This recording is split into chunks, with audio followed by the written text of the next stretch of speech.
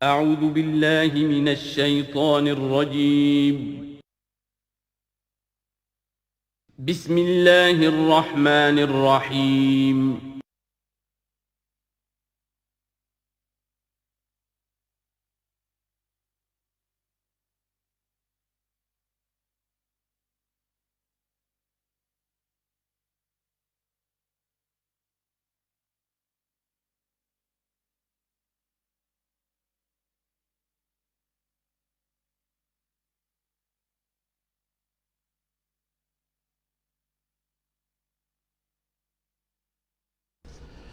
نحمده ونصلي على رسوله الكريم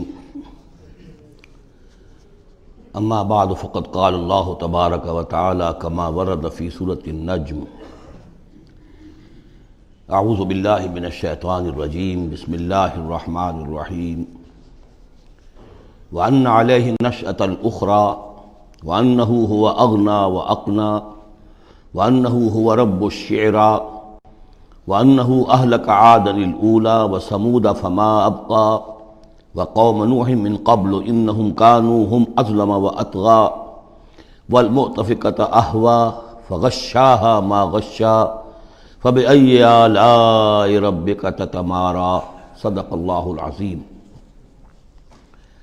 اور یہ کہ اللہ ہی کے ذمے ہے دوبارہ اٹھا دینا، اور یہ کہ اسی نے دولت دی، اسی نے خزانہ دیا، لیکن اس کے ایک معنی یہ بھی ہے کہ اسی نے جس کو بھی فقر آتا ہے اسی کی طرف سے آتا ہے۔ اغنا اقنا، اقنا چونکہ یہ باب افعال ہے تو اس میں سلب ماخذ کا ایک مفہوم بھی ہوتا ہے۔ وَأَنَّهُ هُوَ رَبُّ الشِّعْرَىٰ، وہ ستارہ جس کی کہ عام طور پر پرستش کی جاتی تھی، یہ کہ اس کا رب بھی وہی ہے۔ وَأَنَّهُ أَهْلَكَ عَادًا الْأُولَىٰ، اور یہ کہ اسی نے ہلاک کیا تھا پہلے عاد کو۔ عاد وہ قوم تھی جو احقاف میں آباد تھی، جن کی طرف کہ حضرت ہود علیہ السلام مبعوث ہوئے تھے، لیکن اس کے بعد پھر جو قوم سمود وجود میں آئی، چونکہ اسی قوم عاد میں سے جو اہل ایمان تھے اور حضرت ہود علیہ السلام انہوں نے وہاں سے ہجرت کی، اور پھر ان کی نسل سے یہ دوسری قوم جو سمود وجود میں آئی، تو اسے عاد ثانیہ بھی کہا جاتا ہے کہ پہلے عاد وہ تھے، دوسرے یہ عاد ہیں۔ سمود کو بھی عاد ثانیہ کہا جاتا ہے چونکہ یہ انہی کی نسل تھی۔ تو انہو اہلک عاد الاولیٰ، اسی نے ہلاک کیا تھا پہلے عاد کو۔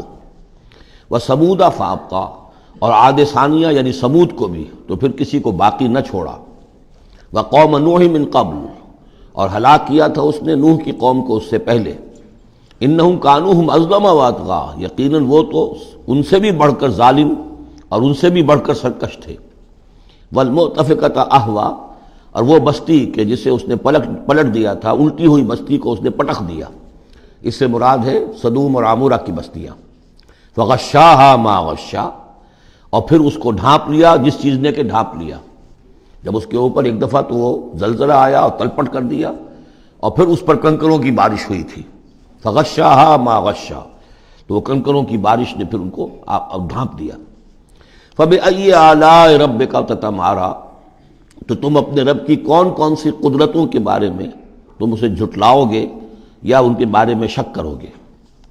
ھذا نذیر من النذر الاولیٰ، ھذا یہ یعنی محمد صلی اللہ علیہ وسلم یہ بھی ایک خبردار کرنے والے ہیں، جیسے کہ اور بہت سے خبردار کرنے والے پہلے آ چکے ہیں۔ من النذر الاولیٰ، پہلے کے، نذیر کی جمع نذر۔ ازفت الازفہ، آ چکی ہے قریب وہ آنے والی۔ لیس لہا من دون اللہ کاشفہ، اور نہیں ہے کوئی اس کو کھول دینے والا اللہ کے سوا۔ اس کے یہ بھی معنی ہے کہ جیسے کشتی کا لنگر کہیں ہو تو لنگر کھول کر، لنگر اٹھا کر پھر کشتی کو روانہ کیا جاتا ہے، تو ایسے ہی وہ قیامت ابھی لنگر انداز ہے، لیکن اس کو روانہ کرنا، اسے چلانا اللہ ہی کا کام ہے جب وہ چاہے گا۔ اور یہ بھی ہے کہ اس کا علم جو ہے کہ کھول کر دکھا دیا جائے کہ وہ کب آئے گی، یہ بھی صرف اللہ کے پاس ہے، اس کے سوا کوئی نہیں ہے کہ جو بتا سکے کب آئے گی۔ افمن ھذا الحدیث تعجبون، تو کیا تم کو اس بات سے تعجب ہو رہا ہے؟ ھذا الحدیث، اس قرآن ہی کے بارے میں کہا جا رہا ہے۔ وتضحکون ولا تبکون، اور تم ہنستے ہو اور روتے نہیں ہو۔ وانتم صامدون، اور تم خوش فیلیاں کر رہے ہو، خوش گپیوں میں لگے ہوئے ہو۔ فاسجدوا للہ واعبدوا، بس سجدہ کرو اللہ کے لیے اور اسی کی بندگی کرو، اسی کی پرستش کرو۔ اس سورہ مبارکہ میں جو زور خطابت ہے، جیسا کہ میں نے پہلے عرض کیا کہ ہم لوگ اس کا صحیح اندازہ نہیں کر سکتے۔ یہ جو عربوں کا ایک ذوق تھا، بڑے بڑے خطیب ان کے ہاں ہوتے تھے۔ خود حضور نے فرمایا ہے کہ ان من الشعر لحکمۃ وان من البیان لسحرا، بہت سے شعر ایسے ہوتے ہیں کہ جو حکمت پر مبنی ہوتے ہیں، حکمت کے خزانے، اور بہت سے بیان، بہت سے خطبے، بہت سی تقاریر ایسی ہوتی ہیں کہ جن میں جادو کا اثر ہوتا ہے۔ تو اس خطبے کے اندر جو خطابت کا جوش ہے، جیسا کہ میں نے عرض کیا، اب ظاہر بات ہے کہ وہ عرب اور خاص طور پر جو کہ پوری فصاحت اور بلاغت سے واقف ہوں وہ سمجھتے ہیں۔ لہذا اس کے بارے میں جو رائے آتی ہے وہ یہ ہے کہ آپ نے جس مجمع میں کھڑے ہو کر یہ سورت سنائی تو پورا کا پورا مجمع جو ہے دب بخود رہا، اور وہ ساکت و صامت ہو کر اس کو سنتے رہے۔ کافر بھی تھے، اہل ایمان بھی تھے، بڑے بڑے دشمن بھی تھے حضور کے، لیکن یہ کہ اس کا ایسا زور تھا، اتنا اثر تھا، اتنی تاثیر تھی کہ دم بخود رہے۔ اور آخر میں جب حضور نے یہ آیت پڑھی تو سب کے سب سجدے میں گر گئے۔ البتہ بعد میں پھر انہوں نے بات بنا لی ایک، اور وہ واقعہ ہے تلقا غرانیق العلا کا۔ جب ان سے کہا گیا تم بھی سجدے میں گر پڑے محمد صلی اللہ علیہ وسلم کا یہ کلام سن کر یا قرآن ان کی زبان سے سن کر، تو انہوں نے کہا کہ ہم نے تو سنا تھا کہ اسی میں انہوں نے یہ بھی فرمایا تھا جہاں ذکر آیا ہے افرأیتم اللات والعزی ومناۃ الثالثۃ الاخری، تو وہاں محمد نے یہ بھی کہا تھا تلک الغرانیق العلا وان شفاعتہن لترتجی، یہ بڑی اونچی دیویاں ہیں، بڑی اونچے مقام والی دیویاں ہیں یہ لات اور منات اور عزیٰ، اور یہ کہ ان کی شفاعت کی توقع ہے، شفاعت کریں گے۔ تو ہم نے چونکہ یہ آیت بھی سنی تھی، یہ بھی سنا تھا ان کے زمان سے، لہذا ہم نے سمجھا کہ بس اب جھگڑا ختم ہو گیا، اور محمد نے بھی ہماری دیویوں کو کسی درجے میں مان لیا، جھگڑا تو یہی تھا، لہذا ہم بھی ان کے ساتھ سجدے میں گر گئے۔ لیکن یہ گویا کہ ان کی سخن سازی تھی، یا یہ کہ بعض علماء کی یہ تعویل ہے کہ ہو سکتا ہے کسی شیطان نے جب کہ حضور پڑھ رہے تھے تو یہ الفاظ پڑھ دیے ہوں آواز ملا کر اور انہوں نے سنے ہوں، واللہ عالم۔ لیکن میرے نزدیک یہ اصل میں اس صورت کی تاثیر تھی، اس کی اتنی ہیبت تھی اس میں کہ اس کے نتیجے میں جب آخر میں یہ حکم آیا سجدہ کرو اللہ کو اور بندگی کرو اسی کی، تو وہ سب کے سب گویا کہ بے اختیار جسے ہم کہتے ہیں فَأُلْقِيَ السَّحَرَةُ سَاجِدِينَ، جیسے القیہ کا لفظ آیا ہے کہ وہ جادوگر جو تھے حضرت موسیٰ علیہ السلام کا جو مقابلہ کرنے آئے تھے، فعل مجہول ہے، گرا دیے گئے جادوگر سجدے میں، جیسے کسی نے ان کو پکڑ کر اور الٹا کر دیا اور سجدے میں گرا دیا، یعنی بے اختیار کرنا انسان کا۔ تو ایسا ہی معاملہ اس سورت کے سننے پر بھی ہوا ہے، واللہ عالم۔ سورۃ القمر، بسم اللہ الرحمن الرحیم، اقتربت الساعۃ وانشق القمر۔ قیامت قریب آ چکی ہے، اور جیسا کہ میں عرض کر چکا ہوں کہ قیامت کی نشانیوں میں سے سب سے قطعی اور یقینی نشانی حضور کی بعثت ہے۔ انما بعثت انا والساعۃ کہاتین، میں اور قیامت ایسے ہیں، میرے ساتھ جڑی ہوئی قیامت آ رہی ہے، اب کوئی فصل نہیں ہے زیادہ۔ اور آپ کو معلوم ہے اللہ کا ایک دن 1000 برس کا ہے، تو ابھی تو 1.5 دن بھی نہیں ہوا نبی اکرم صلی اللہ علیہ وسلم کے انتقال کو، اللہ کے حساب سے 1.5 دن نہیں ہوا۔ بہرحال قیامت قریب آ چکی ہے، اس سے آگے چل کر ہم دیکھیں گے ایک صورت میں یہ آیت بھی آئی ہے، انہم یرونہ بعیدا ونراہ قریبا، یہ اسے دیکھ رہے ہیں بہت دور اور ہمیں وہ سامنے نظر آ رہی ہے۔ ہمارے علم میں ہے کہ وہ تو قیامت جو ہے وہ کھڑے ہوئے اسرافیل اور سور کو منہ پہ انہوں نے لگا رکھا ہے، بس ذرا سا اشارہ ہمارا ہے کہ اس کے بعد وہ سور میں پھونک مار دیں گے۔ اقتربت الساعۃ وانشق القمر، اور ہو گیا، 2 ٹکڑوں میں منقسم ہو گیا۔ یہ ایک خرق عادت بات، میں اسے معجزہ نہیں کہہ رہا، اس لیے کہ میں نے معجزے کی جو بات ہے وہ پہلے بیان کی ہے۔ ہر رسول کا معجزہ وہ ہوتا ہے کہ جو دعوے کے ساتھ پیش کیا جائے، اور پھر خاص طور پر جب کہ مطالبہ کیا جا رہا ہو۔ اس قسم کا کوئی معجزہ محمد الرسول اللہ صلی اللہ علیہ وسلم کا سوائے قرآن کے نہیں، خرق عادت بے شمار ہے۔ اولیاء اللہ کی کرامات ہوتی ہیں تو محمد الرسول اللہ صلی اللہ علیہ وسلم کی کرامات جو ہیں وہ تو 1000 گنا ہوں گی۔ اسی قسم کا ایک واقعہ یہ ہے کہ آپ منی میں تشریف فرما تھے، اور بھی لوگ تھے، ان میں سے کسی نے کہا کہ کوئی نشانی ہو، آپ نے کہا آسمان کی طرف دیکھو، انگلی کی اور وہ چاند سب نے دیکھا کہ دو ٹکڑے ہو کر ذرا سا ہٹ کر ایک دوسرے سے دور ہو کر پھر آ کر جڑ گئے، وانشق القمر۔ اب اس پر بعض لوگوں نے تو اس اعتبار سے اعتراض کیا جس اعتبار سے ہر خرق عادت کی تعویل کرنے کی کوشش کی ہے، سر سید احمد خان مرحوم اور ان کے مکتبہ فکر کے جو لوگ ہیں، لیکن بعض حضرات نے اس اعتبار سے بھی کہ تاریخی طور پر اس کا کوئی ثبوت نہیں ہے، لیکن یہ کہ یہ معلوم ہوتا ہے، ایک تو یہ کہ اس کا جواب یہ ہے کہ ظاہر بات ہے کسی جگہ پر دنیا میں اس وقت رات تھی، کسی وقت وہ دن تھا، اس میں چاند کو دیکھنے کا سوال ہی نہیں۔ پھر یہ کہ جہاں چاند ہوتا ہے اس میں سب لوگ ٹکٹکی باندھے ہوئے چاند کو تو نہیں دیکھ رہے ہوتے کہ آسمان میں کیا ہوا، اور چاند کا دو ٹکڑے ہو کر ذرا سا ہٹنا اس سے کیا فرق واقع ہوا ہوگا، روشنی اس کی جو کہ تو زمین پر رہی جو بھی تھی، تو کسی نے جو ہے خام خواہ پلٹ کر دیکھا ہو۔ لیکن یہ کہ مالابار کے ساحل پر کوئی راجا تھا ہندو، اس نے یہ دیکھا تھا، اتفاق کی بات ہے کہ وہ اس وقت دیکھ رہا تھا آسمان کی طرف، اور وہ حیران ہوا، اس نے دیکھا کہ چاند پھٹا، دو ٹکڑے ہوئے اور وہ ذرا فاصلے پر گئے پھر جڑ گئے آ کر۔ بعد میں اسے جب اسلام کی یہ دعوت پہنچی اور یہ آیت بھی پہنچی تو اس نے اس کی گواہی دی کہ میں اس کا چشمدید گواہ ہوں، پھر وہ اسلام لایا۔ واللہ اعلم۔ اقتربت الساعة وانشق القمر وإن يروا آية يعرضوا ويقولوا سحر مستمر، اور اگر وہ دیکھیں کوئی آیت کوئی نشانی تب بھی اعراض کریں گے اور کہیں گے کہ یہ تو جادو ہے جو چلا آ رہا ہے پہلے سے۔ وَكَذَّبُوا وَاتَّبَعُوا أَهْوَاءَهُمْ، اور انہوں نے تکذیب کی، جھٹلایا اور اپنی خواہشات کی پیروی کی۔ وَكُلُّ أَمْرٍ مُسْتَقِرٌ، اور ہر معاملہ جو ہے اللہ کا امر کا وہ ایک وقت معینہ کے لیے قرار پا چکا ہے۔ ہر کام کے لیے اللہ تعالیٰ کی اسکیم میں ایک وقت ہے، اس سے پہلے وہ کام نہیں ہوگا۔ لیکن یہ کہ انسان کا کام یہ کہ اپنا فرض ادا کرتا رہے، وہ کام کب ہونا یہ اللہ کا کام ہے، اللہ کے ذمہ ہے۔ ہمیں اقامت دین کی جد و جہد کرنی ہے، اس لیے کہ ہمارا وہ فرض عین ہے، ہمیں تو وہ جد و جہد کرنی ہے، ہماری نجات کا دار و مدار اس پر ہے۔ ہمارا کام یہ کہ سمجھیں اس جد و جہد کے لیے طریقہ کار کیا ہے، سیرت النبی سے اس کے لیے اخذ کریں، پھر یہ کہ اس کے کیا آداب ہیں، کیا شرائط ہیں، اور اس کے لیے جو ہے پوری طرح غور و فکر کریں، یہ بات دوسری ہے۔ پھر نظر ثانی بھی کرتے رہیں، کیونکہ اب کوئی معصوم تو ہے نہیں کہ جس کے پاس وقتاً فوقتاً جو ہے وہی آ رہی ہو اور ہدایت مل رہی ہو۔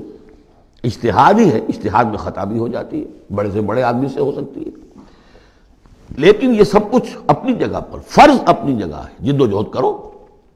باقی ہو سکتا ہے تمہاری زندگی میں نہ آئے، کوئی پرواہ نہیں، تمہیں اپنا فرض ادا کرنا ہے، تم سرخرو ہو جاؤ اللہ کے ہاں کہ اللہ میں نے زندگی اسی کام میں لگا دی، بس تم کامیاب ہو جاؤ گے۔ باقی کب اللہ کو یہ کرنا ہے یہ اللہ جانتا ہے۔ اس حوالے سے اصل میں جو لوگ ذرا ان چیزوں میں عجلت کے شکار ہو جاتے ہیں، پھر وہ یہ ہے کہ اگر دیکھتے ہیں کہ یہ تو کام نہیں ہو رہا، سیدھے طریقے سے نہیں ہو رہا، تو الٹے سیدھے طریقے، ٹیڑھی انگلیوں سے گھی نکالو گا، سیدھے سے نہیں نکل رہا، بائی ہک اور بائی کرک، دائیں بائیں سے کسی طریقے سے، پھر وہ غلطیاں ہوتی ہیں، پھر وہ تحریکیں جو ہیں غلط راستوں پہ پڑ جاتی ہیں۔ اصل غلطی یہی ہوتی ہے کہ یہ نہ سمجھا جائے کہ اس کو کر گزرنا میرا فرض ہے، نہیں نہیں نہیں، اس کو کرنے کی جد و جہد میں تن من دھن لگا دینا میرا فرض ہے، کر گزرنا یہ اللہ کے ذمہ ہے، وہ کب چاہے گا کہ یہ ہو اسی وقت ہوگا۔ وَلَقَدْ جَاءَهُم مِّنَ الْأَنبَاءِ مَا فِيهِ مُزْدَجَرٌ، ان کے پاس وہ خبریں آ چکی ہیں، انباء الرسل، جس میں ڈانٹ ہے، ان کے لیے تہدید ہے، اگر ان خبروں کو وہ سنیں اور سمجھیں تو ان کے لیے بھی اس میں سبق ہے۔ حکمتٌ بالغۃ، جہاں وہ ڈانٹ اور ڈپٹ ہے اس کے اندر، وہیں پر حکمت بھی ہے پوری، اور بالغہ پوری حکمت۔ فما تغنی النذر، لیکن یہ کہ یہ جو بھی آئے خبردار کرنے والے، ان سے ان کو کوئی فائدہ نہیں پہنچا۔ فتول عنہم، کوئی ہر صورت میں آپ دیکھ رہے ہیں، اے نبی ذرا آپ درگزر کیجئے، آپ ذرا توجہ ہٹا لیجئے۔ فتول عنہم، تو آپ ذرا ان سے آپ اپنا رخ پھیر لیجئے۔ یوم ید الداعی الی شیء نکر، جب وہ دن آئے گا جس دن کہ ایک پکارنے والا پکارے گا ایک بڑی ناگوار چیز کی طرف، جب سور پھونکا جائے گا اور یہ نکلیں گے اپنے قبروں سے۔ خش عن ابصارہم، ان کی نگاہیں زمین میں گڑی ہوئی ہوں گی۔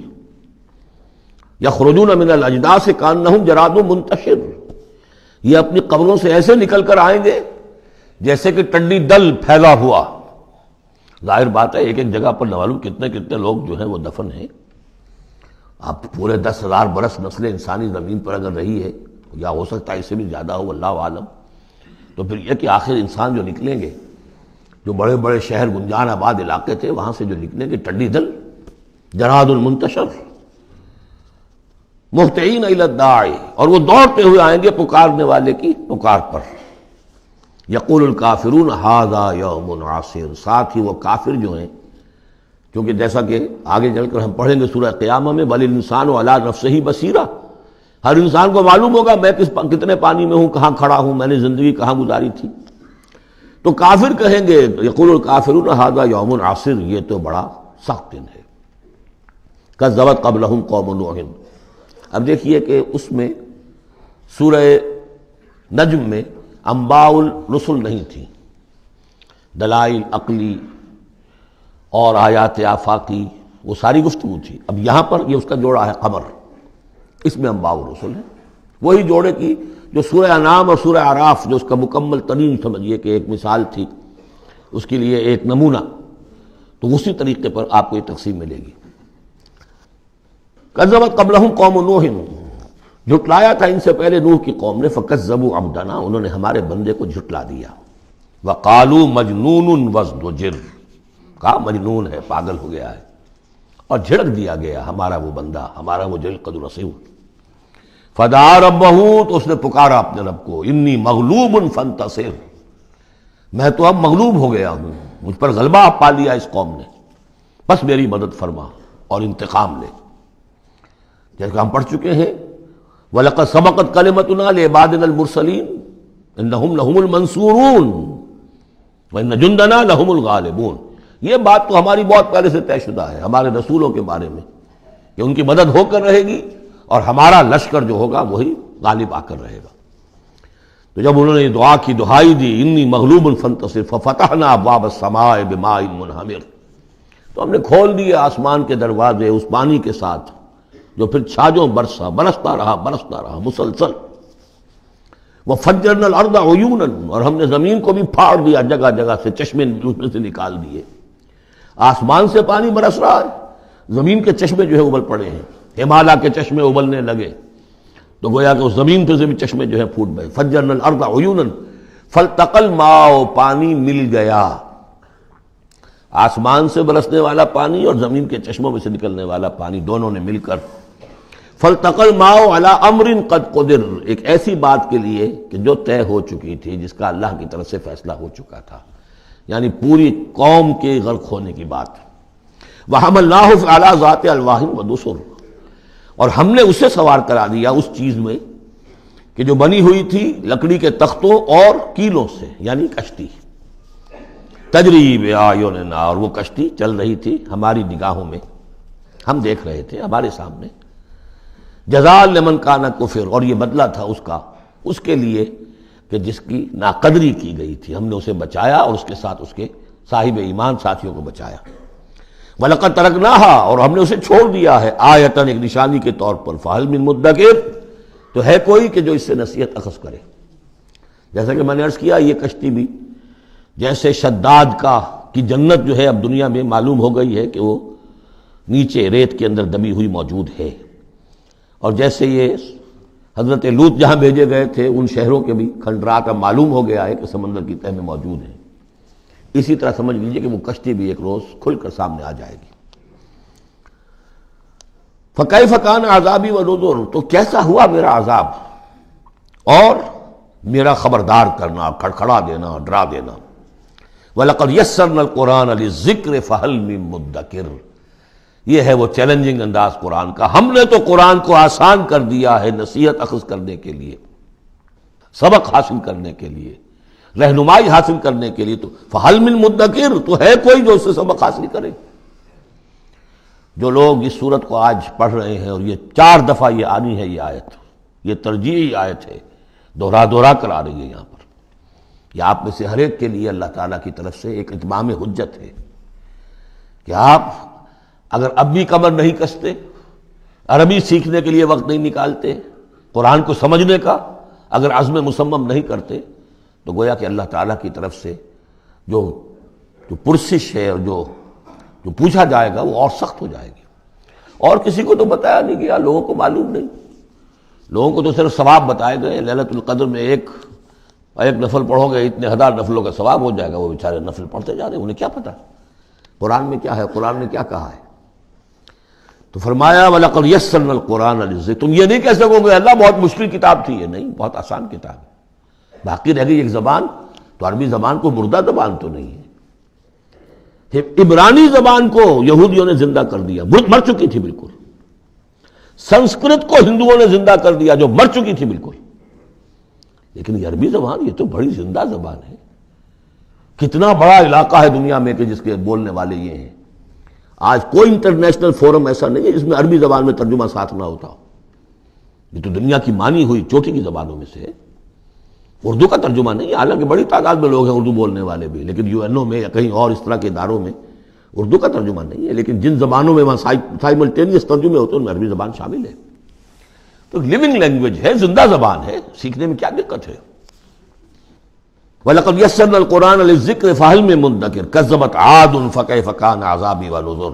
جھٹلایا تھا قوم عاد نے بھی، تو کیسا رہا میرا عذاب اور میرا خبردار کرنا. اِنَّا أَرْسَلْنَا عَلَيْهِمْ رِيحًا صَرْصَرًا. ہم نے ان پر مسلط کر دی، بھیج دی ان پر ایک تند ہوا. فی یوم نحس مستمر، ایک نحوست والے دن میں. اور پھر وہ ہوا چلتی چلی گئی. تنزع الناس، وہ اکھاڑتی تھی لوگوں کو. جیسے آپ کسی درخت کے تنے کو اکھاڑتے ہیں تو اس طرح وہ ہوا لوگوں کو اکھاڑتی تھی. کأنہم اعجاز نخل منقعر، گویا کہ وہ تنے ہیں یا جڑیں ہیں کھجور کی، اکھڑی ہوئی یا کھوکھلی.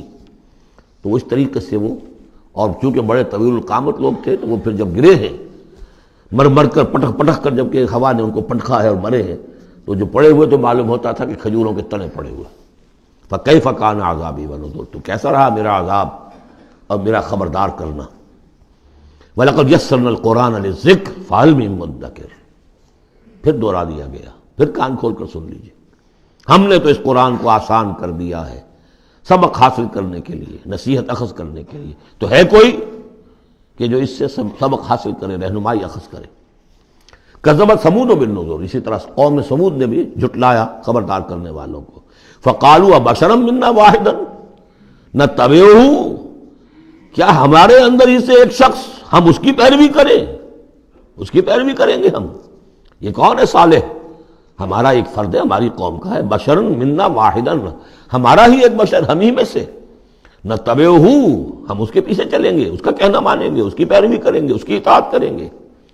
انا اذا لفی ضلال وسعور. پھر تو ہم گویا کہ اپنے ہاتھوں اپنے آپ کو ڈال دیں گے گمراہی کے اندر بھی اور آگ کے اندر بھی. شعیر کی جمع ہے یہ سعور. یعنی یہ ہمیں خبر دے رہا ہے کہ آخرت میں اگر تم نے مجھے نہ مانا تو جہنم میں جھونکے جاؤ گے. ان کو مان کر ان کے پیچھے چلے تو گویا کہ ہم نے اپنے آپ کو یہی جہنم میں جھونک دیا. القی الذکر علیہ من بیننا. کیا ذکر انہی پر القا کیا گیا ہمارے مابین؟ کوئی اور نہیں ملا تھا بڑا چودھری ہمارا؟ بل ہوا کذاب نشر. نہیں، یہ جھوٹا ہے اور شیخی خورا ہے، خام خواہ جو ہے بڑائی مار رہا ہے کہ مجھ پر وہی آئی ہے. سیعلمون غدا من الکذاب الاشر. بتا دیا گیا کہ کل ہی تمہیں معلوم ہو جائے گا، ان قریب معلوم ہو جائے گا کون جھوٹا ہے کون شیخی خورا ہے، صالح یا تم. انا مرسل الناقۃ فتنۃ لہم. ہم بھیج دیتے ہیں یہ اونٹنی کا جو معجزہ انہوں نے طلب کیا تھا، یہ ان کے لیے فتنہ ہے، ان کے لیے آزمائش ہے. فرتقبہم واصطبر. تو اب ان کا انتظار کیجئے. اے صالح، ان سے گفتگو ہو رہی ہے، واصطبر، اور ذرا صبر کیجئے، چند دن کی مہلت. وَنَبِّئْهُمْ أَنَّ الْمَاءَ قِسْمَةٌ بَيْنَهُمْ. انہیں خبردار کر دیجئے، بتا دیجئے انہیں کہ پانی جو ہے ان کے مابین اب تقسیم ہو جائے گا. یعنی ایک دن وہ اللہ کی اونٹنی ناقۃ اللہ جو اللہ نے پیدا کی خاص طور پر معجزانہ طریقے پر، وہ پانی پیے گی، اور دوسرے دن ان کے تمام جو مال مویشی ہے وہ آ کر پانی پئیں گے. ہوتا یہ تھا کہ جب وہ آتی تھی تو اس کی ہیبت سے تمام جانور بھاگ جاتے تھے. تو پھر معاملہ ہوا کیا کیا جائے. تو طے کیا گیا کہ اب باری مقرر کر دی جائے، ایک دن وہ آئے گی اور سارے چشمے کا پانی پی جاتی تھی، اور دوسرے دن پھر یہ کہ وہ اپنے مویشی لاتے تھے اور پلاتے تھے. ان الماء قسمۃ بینہم کل شرب محتضر. ہر باری پر پہنچا جائے گا. فنادوا صاحبہم، تو انہوں نے پکارا اپنے ایک صاحب کو، اپنے ایک جو زیادہ ان میں سخت تھا، فتعاتا، اس کی دہائی دی کہ یہ کرو بھائی کوئی علاج اس کا، اس اونٹنی کا۔ فتعاتا، پھر اس نے ہاتھ چلایا، فعقر، اور اونٹنی کو قتل کر دیا، اس کے کونچے کاٹ دی۔ فکیف کان عذابی ونذر، پھر کیسا رہا ہمارا عذاب اور ہمارا کھڑکھڑانا اور خبردار کر دینا۔ انا ارسلنا علیہم صیحۃ واحدۃ، ہم نے ان پر بس ایک چنگھار بھیجی، فکانوا کحشیم المحتضر، تو پھر وہ ایسے ہو گئے جیسے کہ باڑ لگانے والا جب کانٹوں سے باڑ لگا لیتا ہے اپنے کھیت کے گرد، اور اگر کوئی بڑا سا غلہ جو ہے وہ جانوروں کا اس کو رونتا ہوا چلا جاتا ہے تو وہ بالکل چورا چورا ہو کر پڑی ہوتی ہے، ایسے چورا ہو کر پڑے رہ گئے۔ وَلَقَدْ يَسَّرْنَا الْقُرْآنَ لِلذِّكْرِ فَهَلْ مِن مُدَّكِرٍ، پھر سوچو، پھر غور کرو۔ كَذَّبَتْ قوم لوط بالنذر، لوط کی قوم نے بھی خبردار کرنے والوں کو جھٹلایا۔ انا ارسلنا علیہم حاصبا الا آل لوط، ہم نے بھیج دیا ان پر ایک ایسی تیز دار آندھی جو پتھر لے کر آئی تھی، سوائے آل لوط کے گھر والوں کے۔ نجیناہم بسحر، ان کو ہم نے نجات دے دی صبح کے وقت، نعمت من عندنا، وہ نعمت تھی، انعام تھا ہمارے پاس سے۔ کذالک نجزی من شکر، اسی طرح ہم بدلہ دیتے ہیں اس کو کہ جو شکر کرتا ہے ہمارا۔ وَلَقَدْ أَنذَرَهُمْ بَطْشَتَنَا فَتَمَارَوْا بِالنُّذُرِ، اور اس نے یعنی حضرت لوط نے انہیں خبردار کر دیا تھا ہماری پکڑ سے کہ پکڑ آئے گی اگر باز نہیں آتے ہو، لیکن انہوں نے شک کیا ان تمام چیزوں کو کہ جن کے بارے میں انہیں خبردار کیا گیا تھا۔ وَلَقَدْ رَاوَدُوهُ عَنْ ضَيْفِهِ، اور وہ تو چاہتے تھے کسی طریقے سے حاصل کر لیں ان کے مہمان کو، یعنی وہ جو خوبصورت لڑکوں کی شکل میں فرشتے آئے تھے مہمان۔ فَطَمَسْنَا أَعْيُنَهُمْ، ہم نے ان کی آنکھوں کو مٹا دیا۔ بائبل میں یہ آتا ہے کہ ایک فرشتے نے ذرا اپنا ہاتھ اس طرح پھیلایا اور جتنے وہ لوگ تھے پورا کا پورا سب کی آنکھیں اندھی ہو گئی، نگاہیں ختم ہو گئی۔ اب دیکھیے قرآن نے بھی وہی بات کہی ہے، فَطَمَسْنَا أَعْيُنَهُمْ، ان کی آنکھوں کو ہم نے مٹا دیا۔ فَذُوقُوا عَذَابِي وَنُذُرِ، تو چکھو اب میرے عذاب کو اور میرے خبردار کرنے کے نتیجے کو۔ وَلَقَدْ صَبَّحَهُمْ بُكْرَةً عَذَابٌ مُسْتَقِرٌ، اور ان پر صبح ہی صبح آ کر چھاپا مارا اس عذاب نے، صبح صبح سویرے، یہ جو طے ہو چکا تھا۔ فَذُوقُوا عَذَابِي وَنُذُرِ، تو چکھو مزہ میرے عذاب کا اور میرے خبردار کرنے کا۔ وَلَقَدْ يَسَّرْنَا الْقُرْآنَ لِلذِّكْرِ فَهَلْ مِن مُدَّكِرٍ، چوتھی مرتبہ پھر۔ وَلَقَدْ جَاءَ آلَ فِرْعَوْنَ النُّذُرُ، اسی طریقے سے آل فرعون کے پاس، فرعون کی قوم کے پاس بھی آئے ڈرانے والے، خبردار کرنے والے۔ کذبوا بآیاتنا کلھا، انہوں نے ہماری ساری آیتوں کو جھٹلا دیا۔ 9 آیتیں، 9 آیات بینات، یہ سورہ بنی اسرائیل کے آخری رکوع میں آ چکا ہے۔ وَلَقَدْ آتَيْنَا مُوسَىٰ 9 آیات بینات، 2 آیتیں، 2 نشانیاں، 2 معجزے تو ابتداء لے کر گئے، یعنی عصا کا سانپ بن جانا اور ہاتھ کا چمکدار ہونا سفید۔ اس کے بعد جو ہے مختلف قسم کے جو ان پر عذاب آئے ہیں وہ 7 اور نشانیاں ہیں جو اللہ نے دکھائیں۔ کذبوا بآیاتنا کلھا، انہوں نے ہماری ساری آیات کو جھٹلا دیا۔ فأخذناہم اخذ عزیز مقتدر، پھر ہم نے انہیں پکڑا، اور پکڑ بھی کیسی، ایک زبردست اور مقتدر پکڑنے والے کی پکڑ۔ وہ پکڑ جو ہے کوئی ایسی کمزور پکڑ نہیں تھی جس سے کوئی نکل بھاگے، جس سے کہیں بچنے کا کوئی امکان ہو۔ عزیز مقتدر، جیسے کوئی زبردست قدرت رکھنے والا جیسے پکڑتا ہے ایسے پکڑا۔ اب یہاں یہ ساری گفتگو کر کے اب روئے سخن ہے حضور صلی اللہ علیہ وسلم اور جو کفار مکہ ہیں۔ اکفارکم خیر من اولئکم، بھلا اے قریش تم سوچو کیا تمہارے کفار جو ہیں، جو تم میں سے جو لوگ جو کفر کر رہے ہیں، وہ بہتر ہیں ان کافروں سے؟ اگر ان پر اللہ کا عذاب آیا تھا تو تم پر کیوں نہیں آ جائے گا؟ اکفارکم خیر من اولئکم ام لکم براۃ فی الزبر، یا تمہارے لیے اللہ تعالیٰ کی طرف سے کوئی فارغ خطی ہے، کوئی ایشورنس ہے کسی سابقہ کتابوں میں کہ تم پر عذاب نہیں آئے گا؟ اگر ان پر عذاب آیا، ان کو اللہ نے ہلاک کر دیا، ان کو برباد کر دیا، تو کون سی رکاوٹ ہے؟ کیوں نہیں تم پر آئے گا؟ ام یقولون نحن جمیع منتصر، کیا ان کا خیال ہے کہ ہماری بڑی جمعیت ہے، ہم طاقتور ہیں اور ہم بدلہ لینے پر قادر ہیں؟ سیہزم الجمع ویولون الدبر، ان قریب ان کی جمعیت شکست کھا جائے گی۔ آخر غزوہ بدر میں کیا ہوا؟ وَيُوَلُّونَ الدُّبُرَ، اور وہ پیٹھ دکھائیں گے اور بھاگیں گے۔ تو روایت سیرت میں جو آتا ہے واقعہ کہ حضور نے جو طویل دعا کی اور طویل سجدہ کیا بدر سے ایک شب پہلے، طویل ترین دعا آپ نے کی، طویل ترین سجدہ کیا، اس میں جو دعا کی اس میں یہاں تک الفاظ آئے کہ اللہ اگر یہ سب ہلاک ہو گئے جو میری 15 برس کی کمائی ہے جو میں نے لا کر میدان میں ڈال دی ہے، پھر قیامت تک تیری بندگی کرنے والا کوئی نہیں ہوگا۔ کیوں؟ کہ میں تیرا آخری رسول ہوں، میرے بعد کوئی نبی نہیں، کوئی رسول نہیں، میری 15 برس کی کمائی یہ ہے جو میں نے لا کے یہاں ڈال دی ہے۔ تو اس کے بعد پھر حضرت ابوبکر نے بھی کہا، وہ پہرے پر کھڑے ہوئے تھے کہ بس حسبک حسبک، حضور بس کیجئے بس کیجئے، لیکن عین اسی وقت پھر یہ آپ نے سر اٹھایا تو کہا، یہی آیت پڑھتے ہوئے آپ کی زبان مبارک پر یہ آیت جاری تھی اس وقت، سَيُهْزَمُ الْجَمْعُ وَيُوَلُّونَ الدُّبُرَ، یہ جمعیت جو ہے 1000 کی یہ شکست کھا جائے گی اور یہ سب پیٹھ دکھا کر بھاگیں گے۔ بَلِ السَّاعَةُ مَوْعِدُهُمْ وَالسَّاعَةُ أَدْهَىٰ وَأَمَرُّ، بلکہ یہ تو چھوٹے موٹے عذاب ہیں جو دنیا میں آئیں گے، شکست ہو جائے گی اور کچھ مارے جائیں گے 70 ان کے، یا کچھ اور ہو جائے گا، یا ذلت ہو جائے گی، رسوائی ہو جائے گی۔ سن 9 ہجری میں اعلان عام کر دیا جائے گا قتل عام کا، اور پھر یہ جو ہے پھر یہ ایمان لائیں گے یا عرب چھوڑ کے بھاگ جانے پر مجبور ہو جائیں گے۔ لیکن یہ چھوٹی چیزیں ہیں، بل الساعۃ موعدہم، اصل جو ان کی وعدے کا وقت ہے وہ ہے قیامت، والساعۃ ادھیٰ وامر، اور وہ قیامت جو ہے وہ بہت بڑی آفت بھی ہے اور بہت کڑوی بھی ہے۔ مرن کہتے کڑوے کو، اور امر سب سے زیادہ کڑوی۔ ان المجرمین فی ضلال وسعور، یقیناً یہ مجرم جو ہے یہ بھٹکے ہوئے بھی ہے اور یہ آگ کے مختلف طبقات کے اندر ہوں گے۔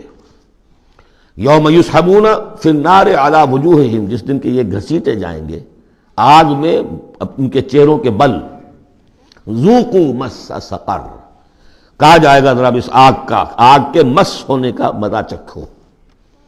انا کل شیء خلقناہ بقدر، یقیناً تمام چیزیں جو ہم نے پیدا کی ہیں ایک اندازے کے مطابق پیدا کی ہیں۔ وما امرنا الا واحدۃ کلمح بالبصر، اور ہمارا جو امر ہے اس کی شان تو یہ ہے کہ بس جیسے نگاہ کا لپک جانا، وہی بات کن فیکون، ہمارے امر کا معاملہ تو یہ ہے۔ وَلَقَدْ أَهْلَكْنَا أَشْيَاعَكُمْ فَهَلْ مِن مُدَّكِرٍ، اور دیکھو اے قریش، ہم نے تمہاری اس جزیرہ نما عرب میں بسنے والی بہت سی قوموں کو ہلاک کیا، فَهَلْ مِن مُدَّكِرٍ، تو کوئی ہے اس سے سبق حاصل کرنے والا۔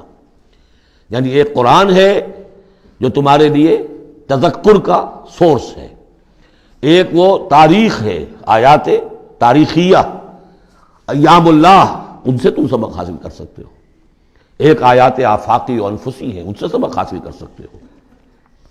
وَكُلُّ شَيْءٍ فَعَلُوهُ فِي الزُّبُرِ، اور وہ تمام کام جو یہ کر رہے ہیں یہ صحیفوں میں لکھے جا رہے ہیں، ریکارڈ ہو رہے ہیں۔ وَكُلُّ صَغِيرٍ وَكَبِيرٍ مُسْتَطَرٌ، اور ہر چھوٹی چیز بھی بڑی چیز بھی لکھی جا رہی ہے۔ یہی بات ہم نے وہاں پڑھی تھی سورہ کہف میں، وَوُضِعَ الْكِتَابُ فَتَرَى الْمُجْرِمِينَ مُشْفِقِينَ مِمَّا فِيهِ وَيَقُولُونَ يَا وَيْلَتَنَا مَا لِهَذَا الْكِتَابِ لَا يُغَادِرُ صَغِيرَةً وَلَا كَبِيرَةً إِلَّا أَحْصَاهَا وَوَجَدُوا مَا عَمِلُوا حَاضِرًا، اس وقت وہ کافر چیخ اٹھیں گے کہ یہ کیسی کتاب ہے، کیسا اعمال نامہ ہے، کیسا ریکارڈ ہے کہ اس نے کسی چھوٹی سی چھوٹی مائنوٹس ڈیٹیلز کو بھی omit نہیں کیا ہے، بڑی چیزیں بھی ہیں چھوٹی بھی ہیں۔ تو یہاں بھی فرمایا کل صغیر و کبیر مستطر، ان المتقین فی جنات و نہر، یقیناً ہمارے خدا ترس بندے، ڈرنے والے بندے، آخرت کا کے خیال سے لرزاں و ترساں رہنے والے بندے،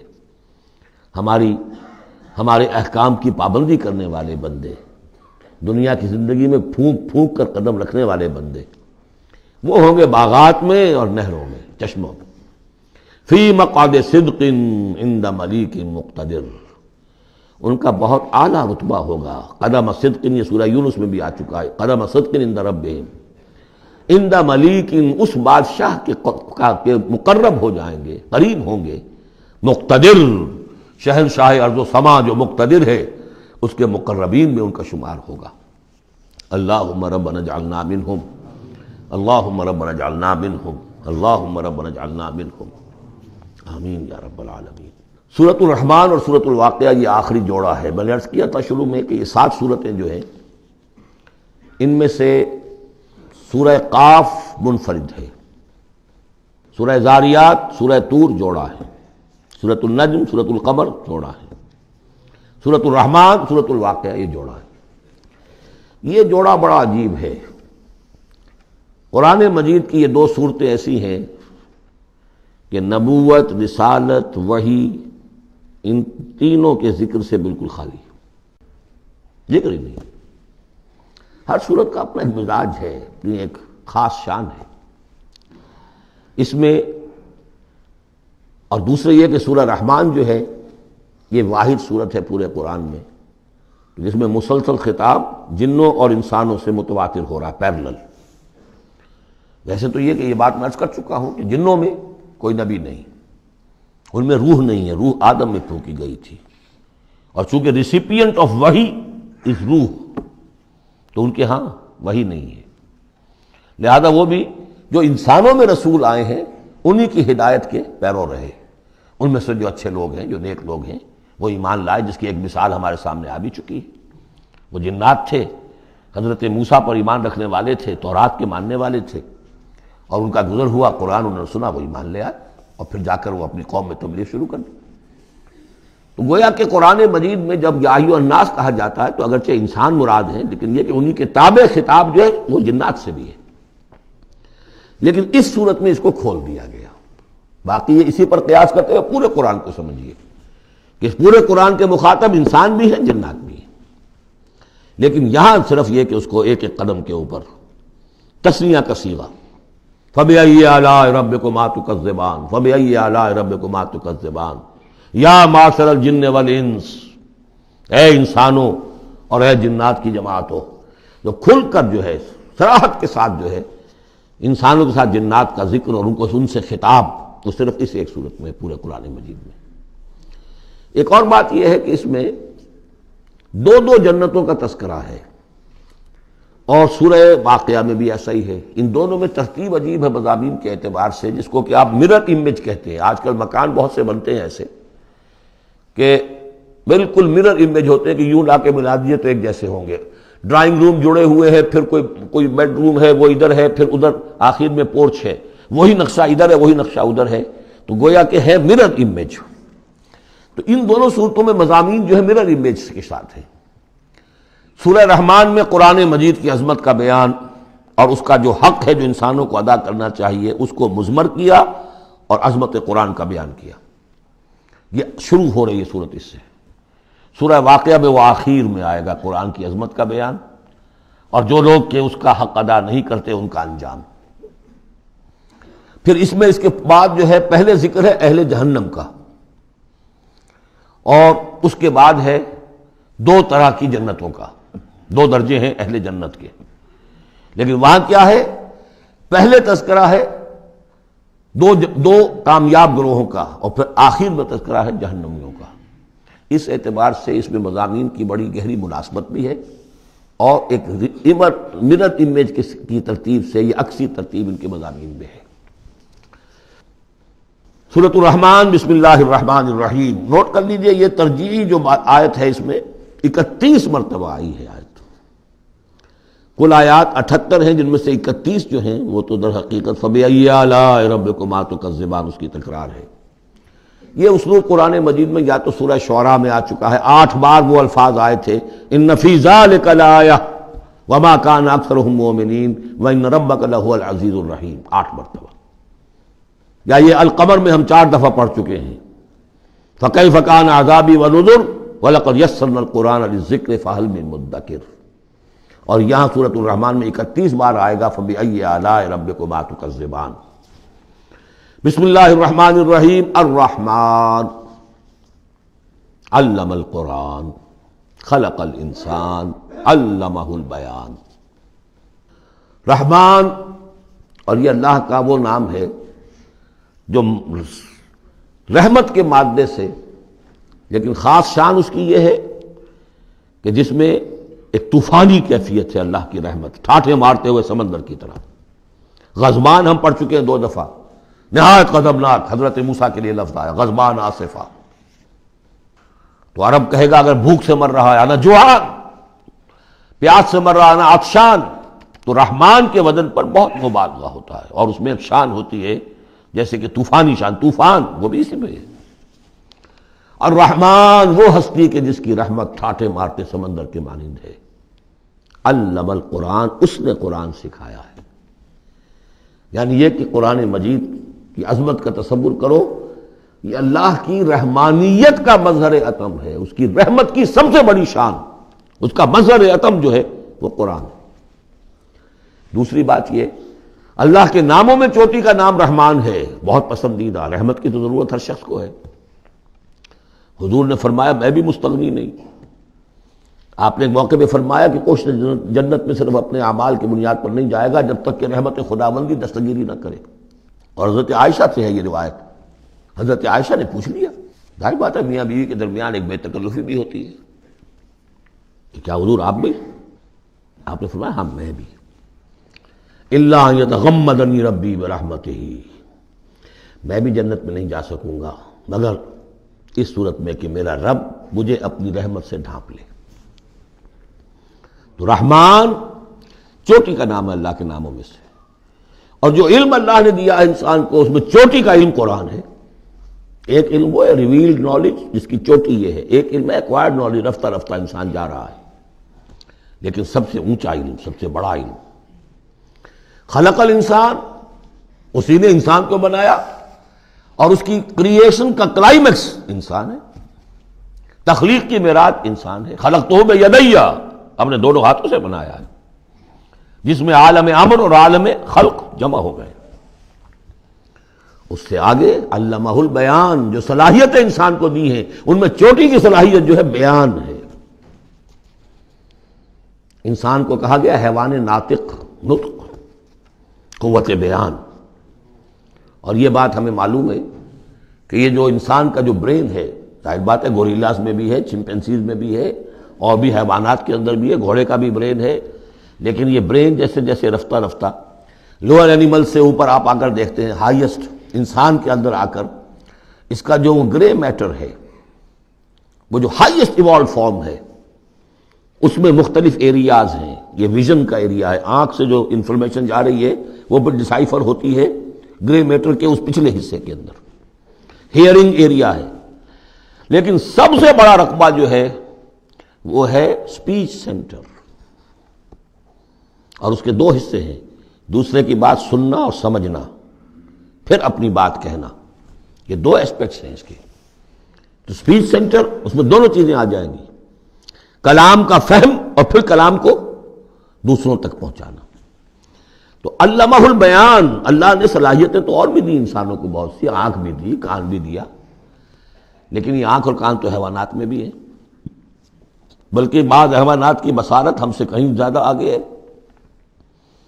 بعض حیوانات وہ ہیں کہ جنہیں روشنی کی بھی ضرورت نہیں دیکھنے کے لیے، بغیر اندھیرے میں بھی دیکھتے. ہم تو اندھیرے میں نہیں دیکھ سکتے. اس طرح کان، گھوڑے کا کان جو ہے اس کے کان کھڑے ہو جاتے ہیں اینٹنا کی طرح سے. اگر کہیں سے آہٹ ہو، جب یہ اب تک گھوڑ سوار نے کچھ نہیں دیکھا، کھلا سنا ہے، لیکن ذرا سی آہٹ کہیں کی گھوڑے نے سن لی. اس حوالے سے باقی چیزیں جو ہیں ان میں تو یہ کہ علیحدہ علیحدہ گنا جائے گا تو صلاحیتیں واقعی شاید انسان سے بہتر بھی دوسرے حیوانات میں ہیں. سونگھنے کی صلاحیت کتے میں جتنی ہے ہمارے پاس تو 1/100 بھی نہیں. حیوانات میں سونگھنے کا ایریا جو ہے وہ بہت بڑا ہوتا ہے برین کے اندر. وہ سونگ کر چیزوں کو اندازہ کرتے ہیں کھانے کی ہے کہ نہیں ہے.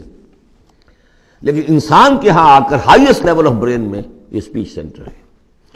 اب یہ جو 4 آیتوں سے 3 جملے بنے، الرحمن آیت 1 ہو گئی لیکن جملہ تو نہیں بنا. الرحمن مبتدا ہے، علم القرآن خبر ہے، جملہ اب بنا. تو جملے 3 ہوئے، الرحمن و علم القرآن خلق الانسان علمہ البیان.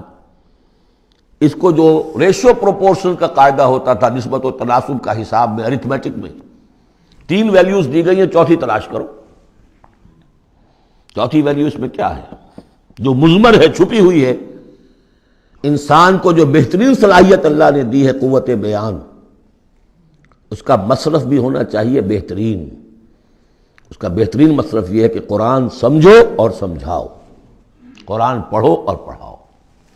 جیسے کہاوت ہے کہ توپ اس لیے نہیں بنتی کہ اس سے مکھیاں ماری جائیں، اسی طرح اتنی بڑی صلاحیت جو تمہیں اللہ نے دی ہے، اسی صلاحیت کو وکلاء استعمال کرتے ہیں، جو اچھا آرگو کر سکے اس کی فیس بڑھتی چلی جاتی۔ ڈیماگوگ کوئی لیڈر ہے، بڑی اچھی تقریر کر سکتا ہے، وہ مرنے مارنے پر جو ہے مجمع کو آمادہ کر دے گا، لوگوں کو آمادہ کر دے گا، وہ اپنی گردنیں کٹوا دیں گے، لیڈر بن جائے گا۔ تو یہ صلاحیت جو ہے اس لیے نہیں ہے کہ تم دنیا میں لیڈریاں اپنی بناؤ اس کے ذریعے سے، اس کا مصرف کیا ہے؟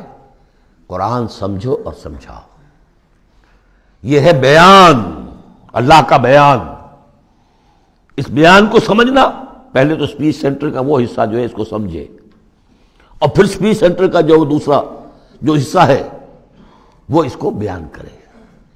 چنانچہ اس کو کھول کر بیان کر دیا محمد رسول اللہ صلی اللہ علیہ وسلم نے۔ حدیث ہے آپ کی جس کے راوی ہیں عثمان ابن عفان۔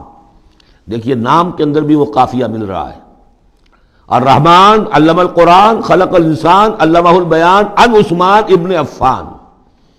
اب عفان کے بیٹے عثمان نے روایت کیا، حضور نے فرمایا خیرکم من تعلم القرآن وعلمہ، اور خیر یہاں پر سپرلیٹو کے سنس میں آ رہا ہے، تم میں بہترین لوگ وہ ہیں جو قرآن سیکھیں اور سکھائیں۔ اب سورہ قمر کے فوراً بعد یہ وَلَقَدْ يَسَّرْنَا الْقُرْآنَ لِلذِّكْرِ فَهَلْ مِن مُدَّكِرٍ الرحمن علم القرآن خلق الانسان علمہ البیان الشمس والقمر بحسبان۔ یہ سورج اور چاند سب ایک حساب کے ساتھ ہیں، ان کی گردش حساب کے ساتھ ہے، اسی حساب سے دن بن رہے ہیں، راتیں بن رہی ہیں، ہفتے اور سال اور مہینے بن رہے ہیں۔ والنجم والشجر یسجدان، نجم جو ہے تو ستارے، سورج اور چاند کے مناسبت سے تو اس کے لیے ستارے کی مفہوم ہے، لیکن نجم جو عربی زبان میں جھاڑیوں کو بھی کہتے ہیں جو زمین میں ہوتی ہیں، کیونکہ یہ ستارے بھی زمین میں اتنے نظر آتے ہیں جیسے کہ جھاڑیاں ہوں۔ والنجم والشجر یسجدان، شجر کے حوالے سے اگر ترجمہ کرتے ہیں تو وہ جھاڑیاں، یہ بھی سجدہ کرتے ہیں، اللہ کے سامنے سربسجود ہوتے ہیں، ان کے سائے جیسا کہ کئی دفعہ آ چکا ہے۔ والسماء رفعها ووضع الميزان، اور آسمان کو اس نے بلند کیا اور اس میں رکھے ترازو۔ یہاں اس سے مراد وہ ترازو نہیں ہے جو کہ تولتی ہے دنیا کے اندر، اس میں بیلنس ہے، کاسمک بیلنس۔ آسمان اور زمین کے اندر، آسمان میں جتنے اجرام سماویہ ہیں، ان کو جو چیز تھامے ہوئے ہے، قائم رکھے ہوئے ہے، وہ ایک بیلنس ہے۔ جو کشش ثقل ہے، ان کی مختلف، یہ سب ایک دوسرے کو کھینچ رہے ہیں، اور ادھر ادھر سے دونوں طرف سے جو کھینچ ہے وہ ہر کرے کو اپنی جگہ پر رکھے ہوئے ہیں۔ یہ بیلنس جب ذرا سا گڑبڑ ہوگا اور یہ کرے آپس میں ٹکرا جائیں گے، فاصلے ہی کہیں تو ہوتا ہے conversely proportional to the distance, لہذا وہ جو گریویٹیشنل فورس ہے، اگر ایک طرف سے ذرا فاصلہ کم ہو گیا اس کا مطلب دوسری طرف بڑھ گیا، تلپٹ ہو جائے گا۔ تو یہ کاسمک بیلنس ہے۔ وَالسَّمَاءَ رَفَعَهَا وَوَضَعَ الْمِيزَانَ أَلَّا تَطْغَوْا فِي الْمِيزَانِ، دیکھو اس میزان میں، اس توازن میں، یہ جو بیلنس ہے یہاں کا، اس میں کوئی کمی بیشی نہ کرو، بد زیادتی کرو۔ وَأَقِيمُوا الْوَزْنَ بِالْقِسْطِ وَلَا تُخْسِرُوا الْمِيزَانَ، اور قائم رکھو وزن کو قسط کے ساتھ، عدل کے ساتھ، اور اس کے اندر کہیں کوئی کمی نہ کرو، نہ تطغوا نہ تخسروا، نہ کمی نہ زیادتی۔ کہیں فاصلہ بڑھ جائے گا تب بھی خرابی، کہیں فاصلہ کم ہو جائے گا تب بھی خرابی۔ وَالْأَرْضَ وَضَعَهَا لِلْأَنَامِ، الفاظ کی مناسبت سے بعض لوگوں نے سمجھا کہ ترازو ہی مراد ہے، تو ٹھیک ہے، اس میں کوئی حرج نہیں ہے اگر مراد لی جائے، لیکن ترتیب دیکھیے جس طرح یہ آ رہا ہے الشمس والقمر بحسبان۔ اب اس کے حوالے سے یہ گویا کہ کاسموس کی بات ہو رہی ہے، اس کاسموس کی بات کے بعد نیچے اتر کے وَالْأَرْضَ وَضَعَهَا لِلْأَنَامِ، تدریجاً نیچے آ رہے ہیں، اور زمین کو ہم نے بنا دیا، رکھ دیا لوگوں کے لیے، پست کر دیا، ان کے قدموں میں بچھا دیا اپنی مخلوقات کے لیے، اور مخلوقات میں انسان بھی ہیں، جنات بھی ہیں۔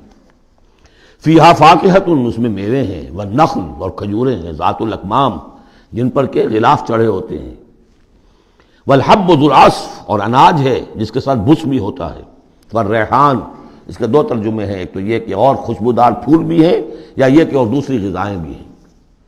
فَبِأَيِّ آلَاءِ رَبِّكُمَا تُكَذِّبَانِ، عام طور پر جو ترجمہ ہے اس میں آلاء کا ترجمہ کیا گیا ہے نعمتیں، لیکن اصل میں یہاں نعمت قدرت ان دونوں کو جمع کیجیے.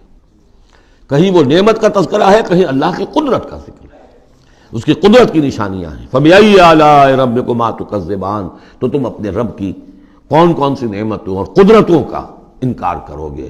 تکذبان صیغہ ہے تثنیہ کا، دونوں سے خطاب ہو رہا ہے، انسانوں سے اور جنوں سے، اور یہ بات آگے چل کر واضح ہو جائے گی.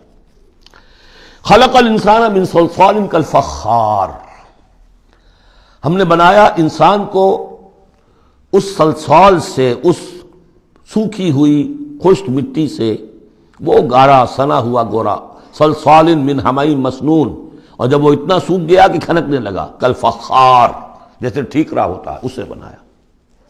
وَخَلَقَ الْجَانَّ مِن مَارِجٍ مِّن نَار، اور جنات کو ہم نے بنایا آگ کی لپٹ سے، جس کو کہ ہم اس سے پہلے پڑھ چکے ہیں سورہ ہجر میں، نار السموم، لو جیسی ہوتی ہے جس کے اندر کی آگ ہوتی ہے.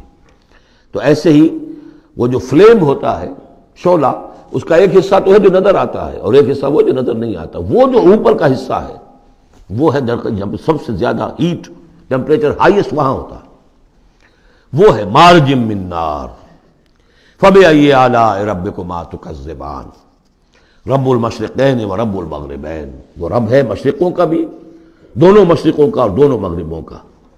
یہ تسنیہ کی جو مناسبت سے یہاں پر مشرقین و مغربین کہا، کہیں مشارق والمغارب ہے، رب المشارق والمغارب، کہیں مشرق و مغرب ہے، اور یہ سب ٹھیک ہے. مشرق و مغرب واحد کی حیثیت سے بھی درست ہے.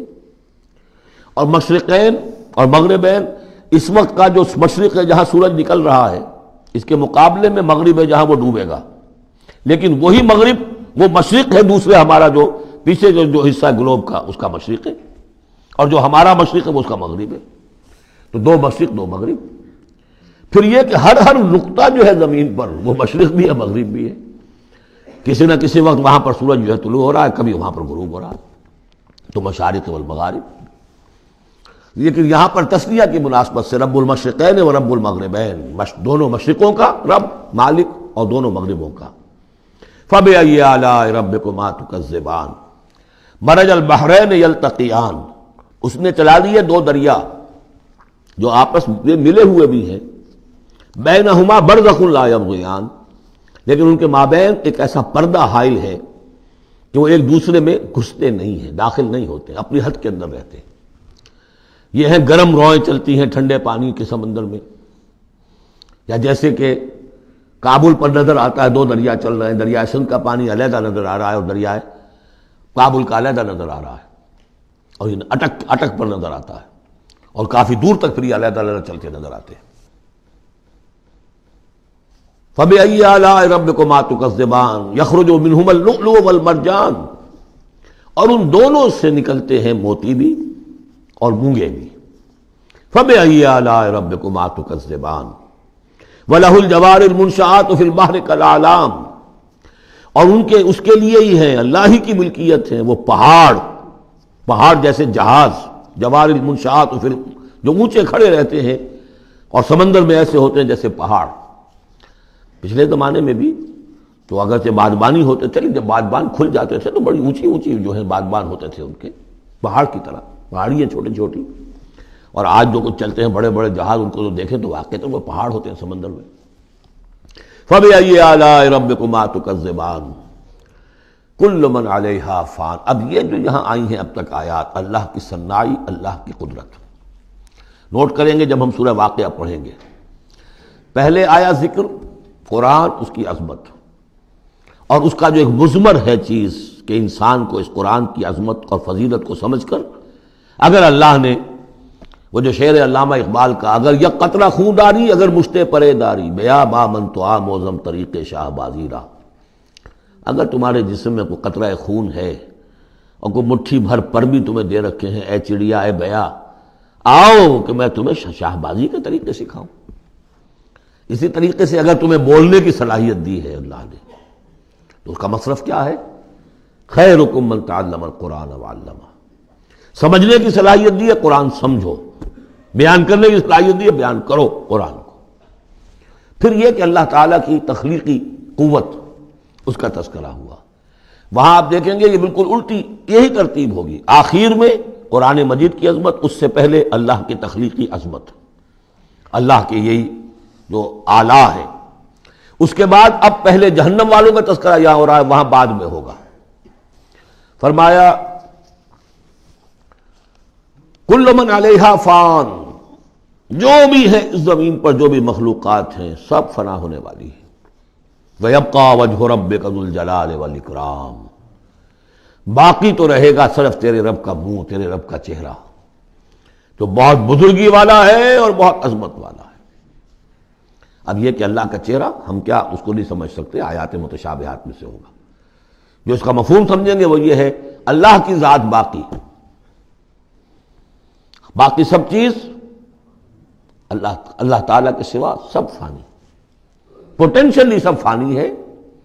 اپنے طور پر سب کسی کا وجود جو ہے اپنے بل پر قائم نہیں ہے. اللہ جب تک قائم رکھے تو در حقیقت وہ خود اپنے بل پر قائم نہیں ہے، وہ تو اللہ تعالیٰ نے ان کو قائم رکھا ہوا ہے. کل من علیہا فان اللہ باقی من کل فان، اللہ ہی باقی ہے، باقی تمام فانی ہے. وَيَبْقَى وَجْهُ رَبِّكَ ذُو الْجَلَالِ وَالْإِكْرَامِ فَبِأَيِّ آلَاءِ رَبِّكُمَا تُكَذِّبَانِ يَسْأَلُهُ مَنْ فِي السَّمَاوَاتِ وَالْأَرْضِ، جو بھی ہے آسمان اور زمین میں وہ سب اس کے در کے سوالی ہیں، اسی سے مانگ رہے ہیں. وجود بھی ملا ہے اسی سے، حیات کسی کے پاس ہے دی ہوئی ہے اسی کی، کوئی صلاحیت ہے تو دی ہوئی ہے اسی کی، کوئی ذہانت ہے تو دی ہوئی ہے اسی کی، روز کا رزق جو آ رہا ہے اسی کا عطا کردہ. ہر ایک سائل ہے.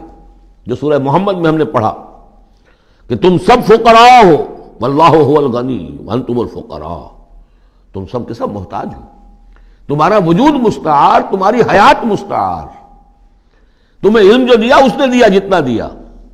ولا یحیطون بشیء من علمہ الا بما شاء، تو تمہاری کیفیت یہ ہے. یسألہ من فی السماوات والارض، اسی سے مانگتا ہے جو بھی ہے آسمانوں میں اور زمین میں. کل یوم ہوا فی شان، وہ ہر دن ایک شغل میں ہے، اس کی ایک مصروفیت ہے. یا میرے نزدیک اشارہ ہے اسی بات کی طرف، یدبر الامر من السماء الى الارض ثم یعرج الیہ فی یوم کان مقدارہ الف سنۃ مما تعدون. تدبیر امر ہے، ایک دن کی تدبیر وہ کرتا ہے. کیا کچھ حاضر کہ وہ ایک دن اس کا 1000 سال کا ہے، اس میں کیا کیا ہونا ہے، کس طرح سے ہونا ہے. پھر وہ احکام کی تنفیذ ہوتی ہے، پھر اس کی رپورٹ ہے، اس کو واپس جاتی ہے. تو کل یوم ہوا فی شان، وہ کوئی ایک یوں سمجھیے کہ کوئی اسٹیٹک کوئی حقیقت نہیں ہے، خود اس کی مصروفیات. کل یوم ہوا فی شان، نئی شان کے ساتھ اس کا ظہور ہوتا ہے. کل یوم ہوا فی شان فبأی آلاء ربکما تکذبان سنفرغ لکم ایھا الثقلان. اب یہاں پر کھل کر بات کی کہ یہ تکذبان کیوں کہا جا رہا ہے. ہم جلد ہی فارغ ہو جائیں گے تمہارے لیے، اے دو بھاری قافلوں، اے انسانوں کا قافلہ اور اے جنات کے قافلے.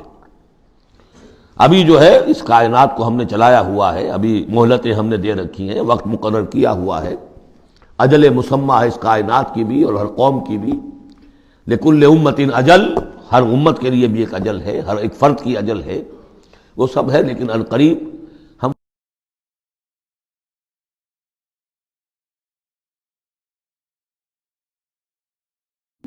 فَبِأَيِّ آلَاءِ رَبِّكُمَا تُكَذِّبَانِ، تو اے جنات اور اے انسانوں کی جماعت ہو، تم اپنے رب کی کن کن نعمتوں کا اور کن کن صنائیوں کا، کن کن قدرتوں کا انکار کرو گے. بارک اللہ لی ولکم فی القرآن العظیم ونفعنی وإیاکم بالآیات والذکر الحکیم.